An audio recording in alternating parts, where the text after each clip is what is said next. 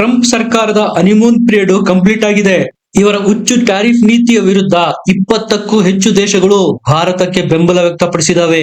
Trump ವಿರುದ್ಧ ಕತ್ತಿ ಮಸೀತಾ ಇದ್ದಾವೆ. ಇದಿನ್ನು ಪ್ರಾರಂಭ, ಮುಂದಿದೆ ಮಾರಿ ಹಬ್ಬ.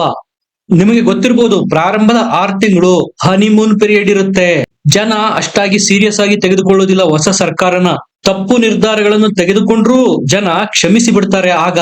ಆದ್ರೆ ಈಗ ಸಮಯ ಮೀರಿ ಹೋಗಿದೆ. ಭಾರತ ಅಷ್ಟೇ ಅಲ್ಲ, ಅದ್ರ ಜೊತೆಗೆ ಈಗ 20 ರಾಷ್ಟ್ರಗಳು ಸೇರಿದವೆ. ಟ್ರಂಪ್ರ ಈ ನೀತಿಯ ವಿರುದ್ಧ ಕ್ಷಮಿಸೋದಿಕ್ಕೆ ಸಾಧ್ಯನೇ ಇಲ್ಲ ಅಂತಿದ್ದಾರೆ. ಈಗಾಗಲೇ ಭಾರತ ಸರ್ಕಾರ ಟ್ರಂಪ್ರ ಟ್ಯಾರಿಫ್ ನೀತಿ ವಿರುದ್ಧ ಆಕ್ಷನ್ ಶುರು ಮಾಡಿದೆ. ಪ್ರಥಮ ಹೆಜ್ಜೆ ಅನ್ನುವಂತೆ ಪೋಸ್ಟಲ್ ಸರ್ವಿಸ್ ನ ಅಮೆರಿಕಕ್ಕೆ ಸಸ್ಪೆಂಡ್ ಮಾಡಿದೆ. ಆ ಮೂಲಕ $100 ಕೋಟಿ ಅಮೆರಿಕಕ್ಕೆ ಲಾಸ್ ಆಗ್ತಾ ಇರೋದು. ಭಾರತದ ಈ ಹೆಜ್ಜೆಯ ನಂತರ ಇದನ್ನೇ ಆಸ್ಟ್ರೇಲಿಯಾ ಸರ್ಕಾರ ಸಹ ಕಾಪಿ ಮಾಡಿದೆ. ಅವರು ಕೊಡ್ತಾ ಇದ್ದ ಅಮೆರಿಕದ ಪೋಸ್ಟಲ್ ಸರ್ವಿಸ್ ಗಳ ಮೇಲೆ ಸಂಪೂರ್ಣ ಬ್ಯಾನ್ ಹಾಕಿದೆ ಆಸ್ಟ್ರೇಲಿಯಾ. ಇದಕ್ಕೆ ಅಡಿಷನ್ ಅನ್ನುವಂತೆ ಯುರೋಪ್ ಮತ್ತು ಏಷ್ಯಾದ ಸುಮಾರು 20ಕ್ಕೂ ಹೆಚ್ಚು ದೇಶಗಳು ಅಮೆರಿಕದ ಪೋಸ್ಟಲ್ ಸರ್ವಿಸ್ ನ ಬ್ಯಾನ್ ಮಾಡಿದ್ದಾರೆ. ಇದು ಪ್ರಾರಂಭವಾಗಿದ್ದು ಭಾರತದಿಂದ. ಭಾರತನೇ ಪ್ರಪ್ರಥಮ ಬಾರಿಗೆ ಅಮೆರಿಕದ ಪೋಸ್ಟಲ್ ಸೇವೆಯನ್ನ ಸಸ್ಪೆಂಡ್ ಮಾಡಿತ್ತು. ನೀವೇನು 20+ ದೇಶಗಳು ಅಮೆರಿಕದ ವಿರುದ್ಧ ತಿರುಗಿ ಬಿದ್ದಿದ್ದಾವೆ ಅಂತ ಹೇಳ್ತಾ ಇದ್ದೀರಾ, ಅವು ಅಮೆರಿಕದ ಕಟ್ಟರ್ ಶತ್ರು ರಾಷ್ಟ್ರಗಳಿರಬೇಕು ಅಂತ ನಿಮ್ಗೆ ಅನ್ಸುತ್ತೆ. ಇಲ್ಲ, Japan, south Korea, Australia, Britain, ಈಗ ಜರ್ಮನಿಯಂತಹ ದೇಶಗಳು ಕೂಡ ಅಮೆರಿಕದ ಪೋಸ್ಟಲ್ ಸರ್ವಿಸ್ ನ ಸಸ್ಪೆಂಡ್ ಮಾಡಿದವೆ. ಇದು ದಿಢೀರಂತ ಆಗಿರೋ ನಿರ್ಧಾರ ಅಲ್ಲ. ಡೊನಾಲ್ಡ್ ಟ್ರಂಪ್ ಹಠಮಾರಿತನಕ್ಕೆ ಬೇಸತ್ತು ತೆಗೆದುಕೊಂಡಿರೋ ನಿರ್ಧಾರ. ಅಮೆರಿಕದಲ್ಲಿ ಓದ್ತಾ ಇರುವ ಭಾರತೀಯ ವಿದ್ಯಾರ್ಥಿಗಳಿಗೆ ಇಲ್ಲಿರ್ತಕ್ಕಂತ ಅವರ ಪೋಷಕರು ಗಿಫ್ಟ್ ಗಳನ್ನ ಕಳಿಸೋದಾಗಿರ್ಬಹುದು, ಸಣ್ಣ ಪುಟ್ಟ ಅಮೌಂಟ್ ನ ದುಡ್ಡನ್ನ ಕಳಿಸೋದಾಗಿರ್ಬಹುದು, ಇದೆಲ್ಲ ಅಂಚೆ ಮೂಲಕ ಆಗ್ತಾ ಇದ್ದಿದ್ದು. ಫಾರ್ ಎಕ್ಸಾಂಪಲ್ ರಾಖಿ ಆಗಿರ್ಬೋದು, ಮಿಠಾಯಿ ಆಗಿರ್ಬೋದು, ಇವೆಲ್ಲವನ್ನ ಕೊರಿಯರ್ ಮಾಡಲಾಗ್ತಾ ಇತ್ತು ಅಂಚೆ ಮೂಲಕ. ಸುಮಾರು $800 ವರೆಗೂ ಇದರ ಮೇಲೆ ಯಾವುದೇ ತೆರಿಗೆ ಇರ್ತಾ ಇರ್ಲಿಲ್ಲ, ಟ್ಯಾಕ್ಸ್ ಅಥವಾ ಟ್ಯಾರಿಫ್ ಇರ್ತಾ ಇರ್ಲಿಲ್ಲ.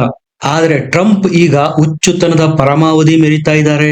ಅಲ್ಲಿರೋದೇನು ಪ್ರಜಾತಂತ್ರನ ತುಗ್ಲಕ್ ನೀತಿನ ಒಂದು ಅರ್ಥ ಆಗ್ತಾ ಇಲ್ಲ. ಒನ್ ಸೈಡೆಡ್ ನಿರ್ಧಾರಗಳನ್ನು ಕೈಗೊಳ್ತಾ ಇದ್ದಾರೆ. ಸರ್ವಾಧಿಕಾರಿ ನಡೆ. $100ಗಿಂತ ಹೆಚ್ಚು ಪೋಸ್ಟಲ್ ಸರ್ವಿಸ್ ಮೇಲೆ ಟ್ಯಾರಿಫ್ ಹಾಕಿದ್ದಾರೆ ಟ್ರಂಪ್. ನಾನು ತುಘಲಕ್ ನೀತಿ ಎಂದೆ, ಅದಕ್ಕೆ ಕಾರಣನು ಹೇಳ್ತೀನಿ. ಮೊದಲೆಲ್ಲ ಏನಾಗ್ತಾ ಇತ್ತು, ಟ್ಯಾರಿಫ್ ಅಂದ್ರೆ ಏನು, ಹೆಚ್ಚಿಗೆ ಟ್ಯಾಕ್ಸ್ ಅನ್ನ ಯಾರು ಕೊಳ್ತಾರೋ ಅವ್ರು ಕೊಡ್ಬೇಕು. ಆದ್ರೆ ಇಲ್ಲಿ ಆಗ್ತಾ ಇರೋದೇನ್ ಗೊತ್ತಾ, ಈ ಟ್ಯಾರಿಫ್ ನ ಅಮೆರಿಕ ಆಗ್ತಾ ಇರೋದು ಭಾರತದ ಅಂಚೆಯ ಮೇಲೆ. ಇದರಿಂದ ಸೇವೆ ಕೊಡೋ ನಮಗೆ ಬೀಳ್ತಾ ಇರೋದು ಟ್ಯಾಕ್ಸ್. ಒನ್ ಸೈಡೆಡ್ ನಿರ್ಧಾರಗಳಿವೆಲ್ಲ. ಭಾರತ ಸರ್ಕಾರನ ಸಂಪರ್ಕನೇ ಮಾಡಿಲ್ಲ, ಇದ್ರ ಬಗ್ಗೆ ಮಾತುಕತೆ ಆಡಿಲ್ಲ, ಭಾರತದ ಯಾವುದೇ ಸಲಹೆ ಸೂಚನೆಗಳನ್ನು ಪಡೆದಿಲ್ಲ.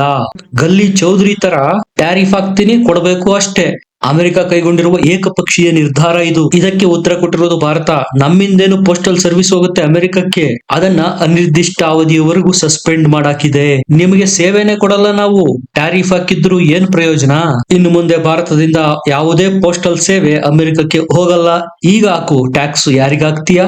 ಭಾರತ ಕೈಗೊಂಡಿರೋದು ಇದು ಚಿಕ್ಕ ಸ್ಟೆಪ್ಪು. ಇದಕ್ಕೂ ಮುಂದುವರೆದ್ರೆ ಮುಂದೈತೆ ಮಾರಿ ಹಬ್ಬ. ಮೆಡಿಸಿನ್ ಕ್ಷೇತ್ರದಲ್ಲಿ ಭಾರತ ಇನ್ನೂ ಯಾವುದೇ ನಿರ್ಧಾರ ತೆಗೆದುಕೊಂಡಿಲ್ಲ.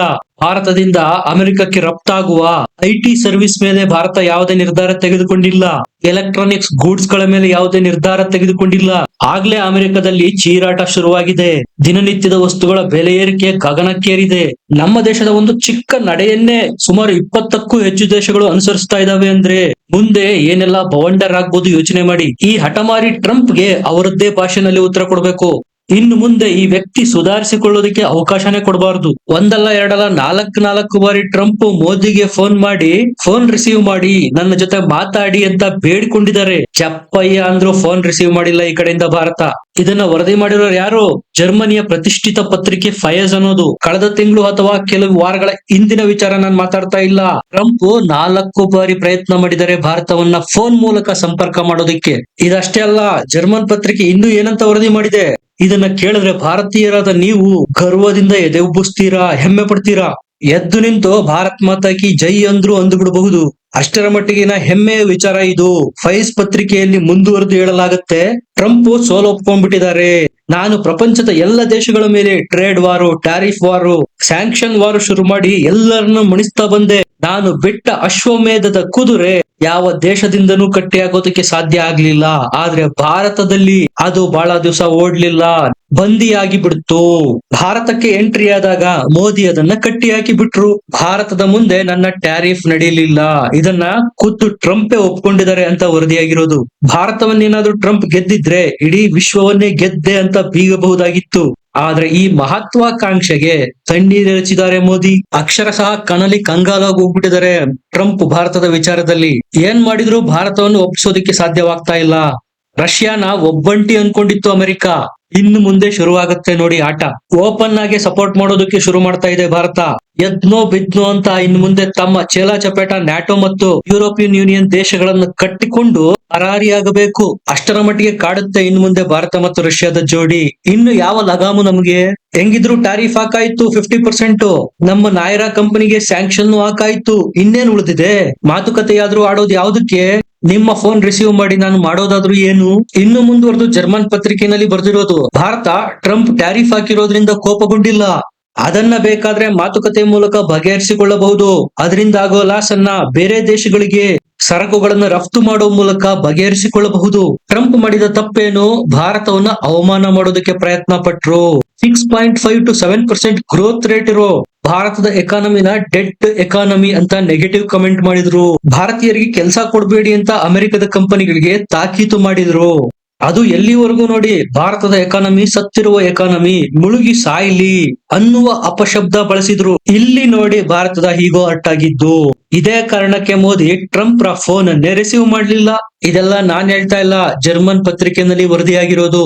ಪ್ರಪ್ರಥಮ ಬಾರಿಗೆ ಅಮೆರಿಕದ ಇತಿಹಾಸದಲ್ಲೇ ಅಮೆರಿಕ ಅಧ್ಯಕ್ಷರಿಗೆ ಈ ರೀತಿಯ ಘನಘೋರ ಅವಮಾನ ಆಗಿರೋದು ಭಾರತದಿಂದ. ನಾನು ದೊಡ್ಡಣ್ಣ, super power, most influenced country in the world, ಅತಿ ಪ್ರಭಾವಶಾಲಿ ದೇಶ ನಮ್ದು, ಹೀಗೆ ತಾನು ಹೇಳ್ಕೊಡೋದು ಅಮೆರಿಕ. ಅಂತಹ ಅಮೆರಿಕದ ಸೋ ಕಾಲ್ಡ್ ಪ್ರೆಸಿಡೆಂಟ್ ನಾಲ್ಕು ಬಾರಿ ಫೋನ್ ಮಾಡಿದ್ರು ಭಾರತ ಫೋನ್ ಎತ್ತಾ ಇಲ್ಲ. ಇದಕ್ಕಿಂತ ಘನಘೋರ ಅವಮಾನವನ್ನ ಅಮೆರಿಕ ಮತ್ತು ಟ್ರಂಪ್ಗೆ ಯಾರೂ ಮಾಡೋದಕ್ಕೆ ಸಾಧ್ಯ ಇಲ್ಲ. ಇದಿನ್ನು ಪ್ರಾರಂಭ, ಮುಂದಿದೆ ಇನ್ನು ದೊಡ್ಡಾಟ. ಅಮೆರಿಕಕ್ಕೆ ಘನಘೋರ ವೈರಿಗಳಾದ ಪುಟಿನ್ ಮತ್ತು ಕ್ಸಿ ಜಿನ್ಪಿಂಗ್ ಸಹ ಅಮೆರಿಕ ಅಧ್ಯಕ್ಷರು ಫೋನ್ ಮಾಡ್ತಾರೆ ಅಂದ್ರೆ ಅಟ್ಲೀಸ್ಟ್ ಸೌಜನ್ಯಕ್ಕಾದ್ರೂ ರಿಸೀವ್ ಮಾಡಿ ಮಾತಾಡ್ತಾರೆ. ಅಂತಹ ಅಧ್ಯಕ್ಷರು ನಾಲ್ಕು ಬಾರಿ ಫೋನ್ ಮಾಡಿದ್ರು ಭಾರತ ಕ್ಯಾರೆ ಅಂತ ಇಲ್ಲ. ಈ ಅವಮಾನಕ್ಕೆ ಏನ್ ಉತ್ತರ ಕೊಡ್ತಾರೆ ಟ್ರಂಪ್? ಅಮೆರಿಕದಲ್ಲೇ ಇನ್ ಮುಂದೆ ಟ್ರೋಲ್ಗೊಳಗಾಗ್ತಾರೆ. ಆಲ್ರೆಡಿ ಭಾರತಕ್ಕೆ ಟ್ಯಾರಿಫ್ ಆಗ್ತಾ ಇರೋದು ಸರಿ ಇಲ್ಲ, ನಮ್ಮ ಶತ್ರು ಚೀನಾ ಮತ್ತು ರಷ್ಯಾ. ಈ ರೀತಿ ಭಾರತದ ವಿರುದ್ಧ ನಾವು ಕ್ರಮ ಕೈಗೊಂಡ್ರೆ ಮತ್ತಷ್ಟು ಚೀನಾ ಮತ್ತು ರಷ್ಯಾಕ್ಕೆ ಭಾರತ ಹತ್ತಿರ ಆಗ್ತಾ ಹೋಗುತ್ತೆ. ಈ ಮಾತು ನಾನು ಹೇಳ್ತಾ ಇಲ್ಲ, ರಿಪಬ್ಲಿಕನ್ ಪಕ್ಷ, ಟ್ರಂಪ್ ರ ಪಕ್ಷದ ನಾಯಕರಾಗಿರ್ತಕ್ಕಂತ ನಿಕ್ಕಿ ಹ್ಯಾಲೆ ಅವರೇ ಹೇಳಿರೋದು. ಭಾರತಕ್ಕೆ ಅಮೆರಿಕ ಟ್ಯಾರಿಫ್ ಹಾಕಿದ್ದು ಸರಿ ಇಲ್ಲ, ವಾಪಸ್ ತೆಗೆದುಕೊಳ್ಬೇಕು ಅಂತ ಒತ್ತಡ ಸಹ ಹೇರಿದ್ದಾರೆ ನಿಕ್ಕಿ ಹ್ಯಾಲೆ. ಇದೇ ಯುರೋಪಿಯನ್ ದೇಶಗಳು ವಾರಕ್ಕೂ ಮುಂಚೆ ಟ್ರಂಪ್ ರ ಜೊತೆಗೆ ಒಂದು ಮೀಟಿಂಗ್ ಮಾಡಿದ್ರು. ಆ ಮೀಟಿಂಗ್ ಅಲ್ಲಿ ನೋಡಿದ್ರೆ ನಿಮಗೆ ಸ್ಪಷ್ಟವಾಗಿ ಗೊತ್ತಾಗುತ್ತೆ, ಅಮೆರಿಕದ ಮುಂದೆ ತಲೆ ಬಗ್ಗಿಸಿಕೊಂಡು ಸೇವಕರ ರೀತಿ ಕೂತಿದ್ವು ಈ ಎಲ್ಲ ದೇಶಗಳು.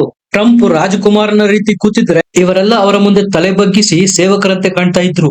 ಅಟ್ಲೀಸ್ಟ್ ಜರ್ಮನಿಯ ಒಂದು ಪತ್ರಿಕೆಯಾದ್ರೂ ಈ ಅವಮಾನದ ವಿರುದ್ಧ ಧ್ವನಿ ಎತ್ತಾ ಇದೆ. ಈ ಬಗ್ಗೆ ವರದಿ ಮಾಡೋ ಮೂಲಕ ನೋಡಿ, ಭಾರತ ಯಾವುದೇ ಒತ್ತಡಕ್ಕೆ ಒಳಗಾಗ್ಲಿಲ್ಲ, ಬಗ್ಲಿಲ್ಲ, ಸೇರಿಗೆ ಸವಾ ಸೇರುವಂತೂ. ಇದರಿಂದ ನಾವು ಪಾಠ ಕಲಿಬೇಕಾದ್ದು ಬಹಳಷ್ಟಿದೆ. ಇಂಡೈರೆಕ್ಟ್ ಆಗಿ ಯುರೋಪಿಯನ್ ಯೂನಿಯನ್ ಗಳಿಗೂ ಪಾಠ ಮಾಡಿದಂತೆ ಇದು. ದೇಶ ಮತ್ತು ಜನರ ವಿಚಾರ ಬಂದ್ರೆ ಮೋದಿ ಯಾವುದೇ ಕಾಂಪ್ರಮೈಸ್ ಮಾಡಿಕೊಳ್ಳೋದಿಲ್ಲ. ಈ ರೀತಿಯ ಕಠಿಣ ನಿಲುವು ತಾಳಬೇಕು.